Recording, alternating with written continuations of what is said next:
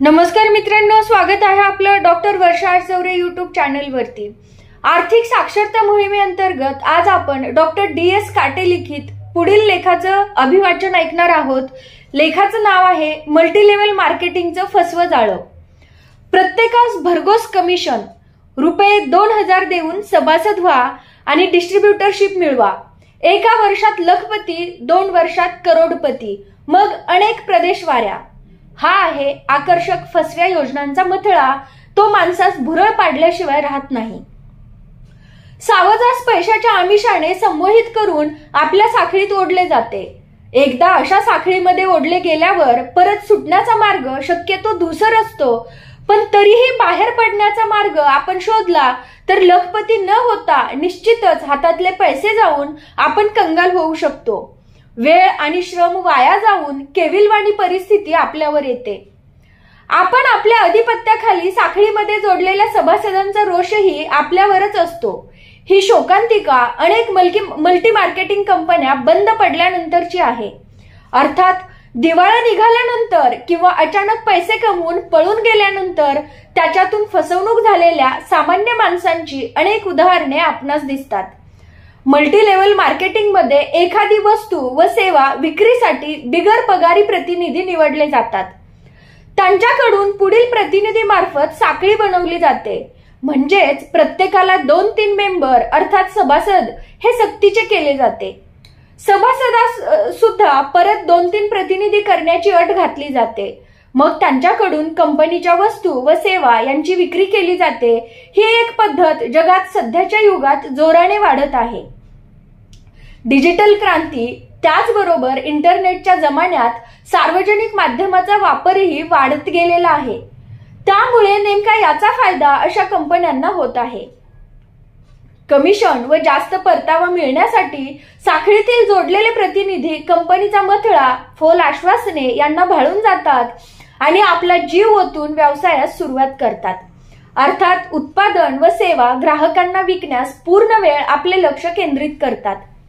जेव्हा तळागाळातील प्रतिनिधी ही उत्पादने विकतो अर्थात विकत घेतो, त्याच्यावरील मोबदला प्रतिनिधीस कमी मिळतो, पण हजारो लोकांची साखळी तयार केलेल्या सर्वोच्च स्थानावर असलेल्या कंपनीला अर्थात त्यांच्या जवळच्या प्रतिनिधीलाच जास्त पैसा म्हणजेच परतावा मिळतो आणि अत्यंत कमी मूल्याचे उत्पादन भरपूर नफा कमवून विकले जाऊन बेहिशोबी अमाप पैसा कमावला जातो।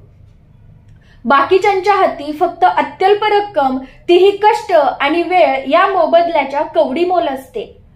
अर्थशास्त्रीय तत्वज्ञ बेंजामिन फ्रँकलिनने म्हटलेलं आहे, waste neither time nor money but make the best use of both. याचा अर्थ असा आहे की वेळ आणि पैसा वाया घालवू नका, पण दोन्हींचा एकत्र सदुपयोग केल्यास यश निश्चितच मिळते। चक्र नेमिक्रमण हा अर्थव्यवस्थेचा नियम आहे। ज्याप्रमाणे निसर्गाचे चक्र बदलते, बदलत्या परिस्थितीनुसार माणसाच्या गरजा, उद्देश व भौतिक साधने याचा उपभोग घेण्याची पद्धतही बदलते। त्या अनुषंगाने अर्थव्यवस्था अर्थात अर्थव्यवहारही बदलतात। पृथ्वीवरील प्रत्येक मानवाची आवड निवड, आचार विचार त्याचबरोबर आकलन शक्ती वेगवेगळी असते। ह्यामुळे सर्वच कंपन्यांचे बाजारात उत्पादने येतात।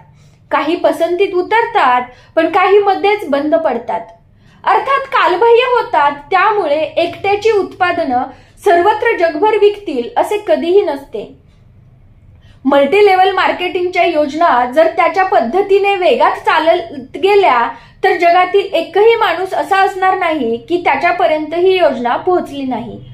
अशा योजनांचे अर्थव्यवस्थीय नियमानुसार कधीच पूर्णत्व होऊ शकत नाही, हेही खरेच आहे। तरी सुद्धा आपण अशा नकली योजनांना बळी का पडतो हेच समजत नाही। म्हणतात ना, व्यक्ती तितक्या प्रकृती, प्रत्येकाचा स्वभावही वेगळा। मग एकाच कंपनीचे साखळी रूपाने विक्री करणारे उत्पन्न सर्व जगात कसे पोहोचेल हा साधा प्रश्न आहे। कधी कधी अशा साखळ्या खंडित होतात किंवा काही अडचणी येतात। मध्येच काही प्रतिनिधी कंपन्यांमध्ये घोटाळे करून बाजूला सरकतात, मग अलगदपणे ही साखळी तुटली जाते। कंपन्या धोक्यात येतात, त्यामुळे या दिवाळखोरीच्या जाहिरात करतात किंवा लोकांचे पैसे घेऊन पोबारा केला जातो। पण त्या कंपन्यांचा अर्थात मालकाचा व त्यांच्यावर असणाऱ्या मुठभर लोकांचा फायदा झालेला असतो, कारण की त्यांनी 10 रुपयाची वस्तू 100 रुपयांच्या पटीमध्ये विक्री केलेली असते. स्वतःचा पैसा कमवून दुसऱ्या देशात जाणे हे पसंत करतात. अनेक परदेशी कंपन्यांनी याप्रमाणे भारतात वेगवेगळ्या जाहिराती करून ग्राहकाला आकर्षित करतात. पण पैशाचा नियम आहे, तो एकदा गेलेला पैसा हा त्या मार्गाने पूर्ण जसाच्या तसा स्वरूपामध्ये कधीच मिळत नसतो. त्याची घट अथवा घसारा झाल्याशिवाय राहत नाही. कंपन्यांच्या चलाख रणनीतीनुसार आपण जवळचे नातेवाईक व मित्रच प्रतिनिधी केलेले असतात. त्यामुळे आपली सामाजिक पतही कमी होऊन आर्थिक झळ पोहोचली जाते. भारतात ज्या कंपन्या मल्टीलेव्हल मार्केटिंग करतात त्यांना कायदेशीररित्या उत्पादन विक्री अशीच परवानगी असते. पण सभासद शुल्क व इतर सेमिनार मेळावे यांचे शुल्क मोठ्या प्रमाणात कंपन्या गोळा करून त्यातूनही कमाई करतात. महिन्याला 25-30 हजार घर बसल्या कमवा, शिक्षणाची अट नाही, अशा जाहिरातींना तरुण लोक, बेरोजगार, होतकरू तरुण बळी पडतात. भरपूर पैसा व विनाकष्ट आणि बुद्धीशिवाय काहीही कमवून देत नाही. ती फक्त लालसा असते. मला आतापर्यंत बोटावर मोजण्या इतके थोडेफार पैसे कमावलेले प्रतिनिधी यामध्ये दिसतात. बाकी तर कंगालच होतात. अशा योजनापासून आपण दूर असावे, त्याचबरोबर त्याची आपण ऑनलाईन खात्री करावी.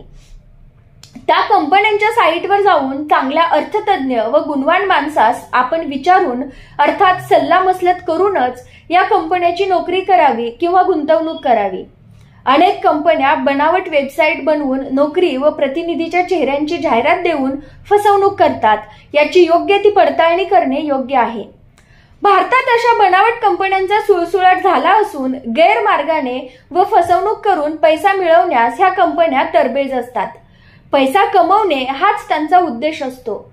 मग पुढे त्यांच्यावर अनेक गुन्हे दाखल होतात, तक्रारी येतात.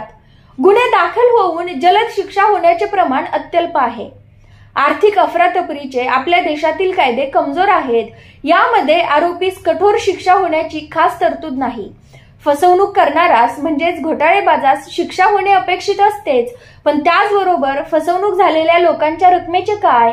अपेक्षित असते की आपला गुंतलेला पैसा परत मिळणे व त्यावर थोडेफार व्याज परतावा मिळावा ही अपेक्षा असते.